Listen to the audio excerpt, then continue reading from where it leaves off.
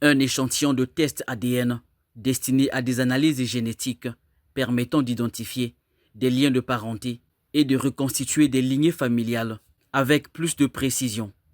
Ce matériel d'appui à la recherche généalogique, remis au CEPROD par la Fondation Family Search International, est immédiatement confié à un spécialiste en génétique médicale.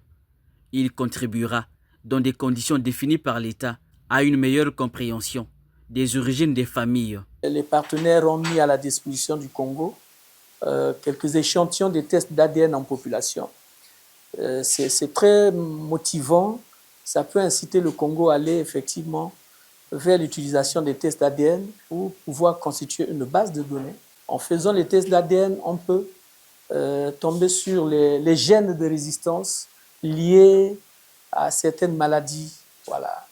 Et donc ça, c'est intéressant, d'autant plus que les champs d'application sont multiples. Les tests d'ADN peuvent être appliqués à la reconstitution des liens entre les gens, donc la généalogie.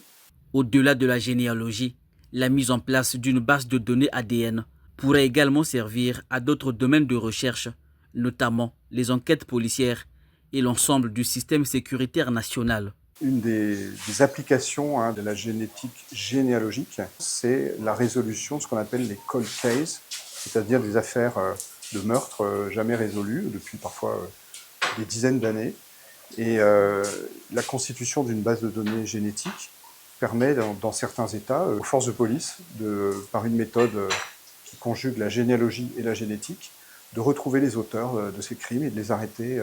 Cette démarche, engagée par le CEPROD et Family Search International, vise à faire sortir les souvenirs familiaux de l'exclusivité de la tradition orale afin de les documenter, de les croiser avec les archives et de les inscrire dans l'histoire nationale et mondiale.